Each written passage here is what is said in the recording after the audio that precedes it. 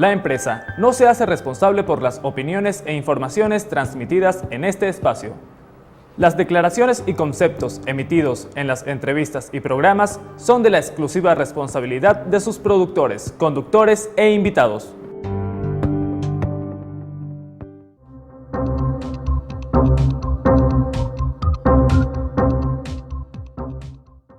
Bien, continuamos nuestra conversación con Juan Miguel Mateus, secretario nacional de Doctrina. Una vez ya ventilados los temas coyunturales, que son muy importantes, por cierto, porque de la resolución de las decisiones que se tomen en relación con las posibilidades de un diálogo depende el futuro inmediato del país, aun cuando la experiencia parece demostrar, de acuerdo a lo ocurrido en el año 2003, cuando se inauguró una suerte de mesa de negociación de acuerdos, que así se llamaba, cuyos resultados pues no incidieron sobre los compromisos que se habían adoptado. ¿Tú crees que puede pasar lo mismo? Es decir, que se establezca el diálogo, que se consuman 8 meses, como pasó en aquella oportunidad de deliberaciones, y que una vez acordados las dos partes en torno a lo que se podía realizar de acuerdo con el acuerdo, según el acuerdo, eso no tuvo ninguna repercusión y lo único que de lo acordado que se realizó fue nada más el referéndum revocatorio presidencial? Yo creo que por eso la importancia de la lucha por las condiciones para el diálogo, eso que ha dicho Ramón Guillermo Veledo, y por eso la importancia del garante. Por cierto, ¿tú no crees que la Iglesia cometió un error emitiendo ese documento tan duro, tan contundente en relación con el papel que juega el gobierno venezolano en este conflicto, tomando en cuenta que de esa manera anula la posibilidad de convertir a uno de sus voceros en garante o en facilitador del diálogo? Bueno, pero es que la Iglesia emite los juicios morales por el bien de las almas, por el bien del país, que tiene que emitir y que en conciencia, la conciencia de unos pastores lleva a que emitan, son las ideas. A mí me parece que el documento es sumamente oportuno, que el documento dice muchas verdades, es contundente en la forma, pero precisamente como dice las verdades es incómodo al poder. La respuesta en el régimen no tiene que ser descalificar a la Iglesia. Ya lo descalificó, sino escuchar. Por la vía de Diosdado Cabello.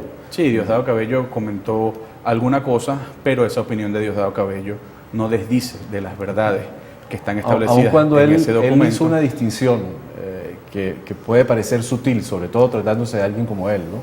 Y es que se descalifica a la Iglesia venezolana, más no al Vaticano, como institución que está, como superestructura que está por encima de la Iglesia venezolana.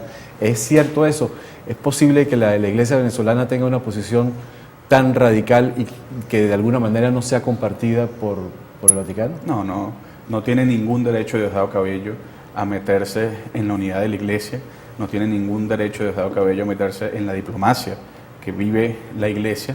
Lo importante aquí son las verdades que dice el documento de la Conferencia Episcopal Venezolana y que son unas verdades que deben llevar a la reflexión a este régimen y deben llevar al diálogo sincero si es que ciertamente están dispuestos al diálogo.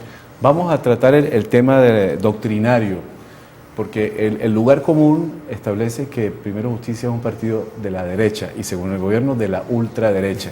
En primer lugar, ¿es tan ofensivo el término de derecha? Es decir, no se puede proclamar lanzándolo a los 4 vientos el lema de que somos derecha y qué. Bueno, yo creo que caer en consideraciones claro, semánticas. En un país en donde todo el mundo se dice de izquierda, ¿no? No, pero es que hasta los de derecha.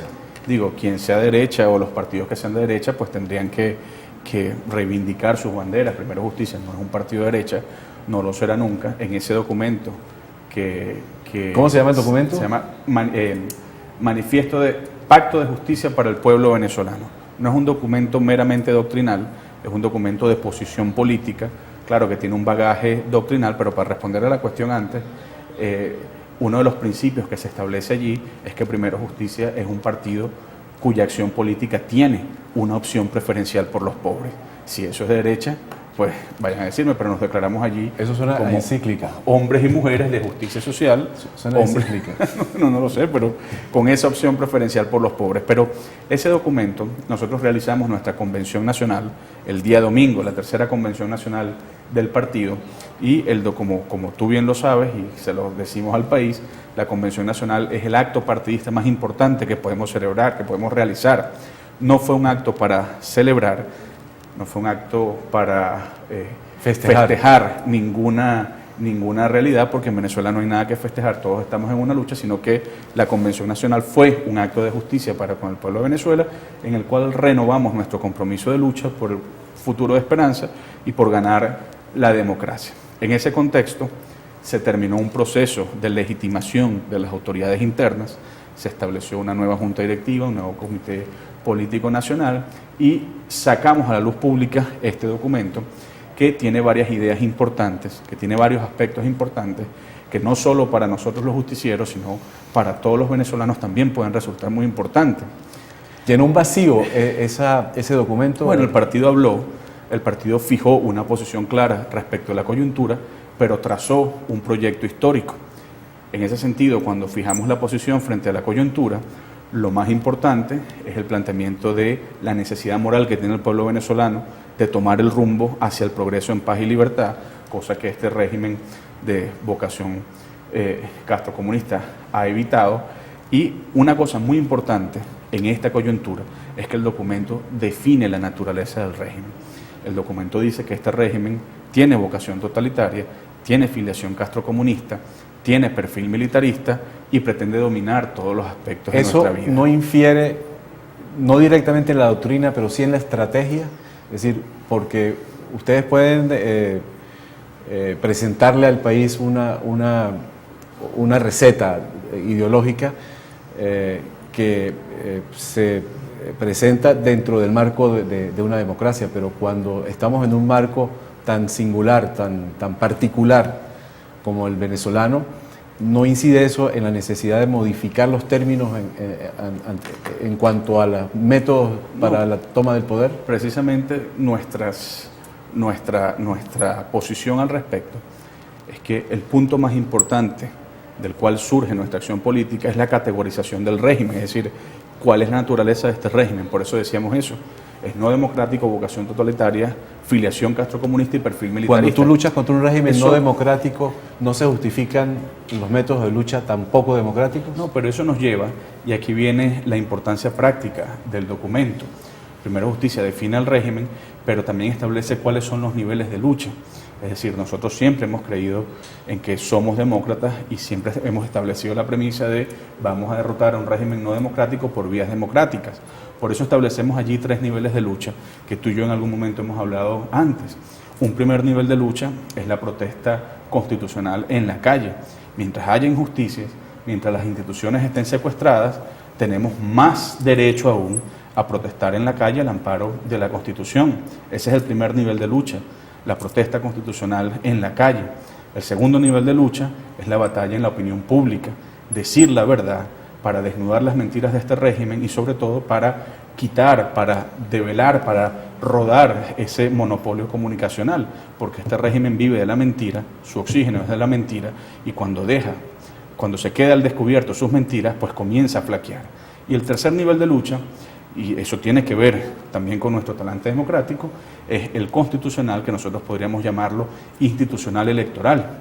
Este régimen tiene esa naturaleza que dijimos antes, pero tiene una necesidad de apariencia de legitimidad, de apariencia de legalidad.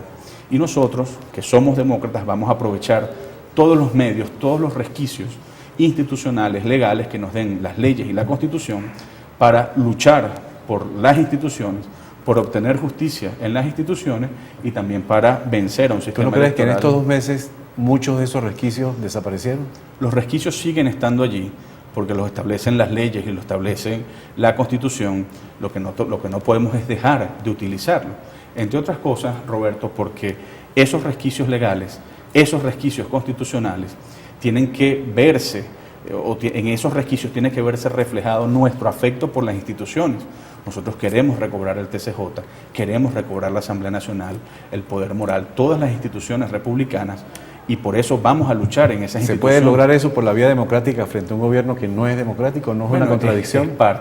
Es parte del testimonio que queremos dar nosotros desde Primero Justicia, precisamente de acudir a las leyes y a la Constitución como esos paradigmas, como esos criterios de lucha que nos permiten exigir justicia, pero sabemos que en un régimen como este, esa lucha en las instituciones es insuficiente y por eso abrimos el compás, la gama de la lucha a la protesta de calle, como había dicho antes también, y también a la opinión pública.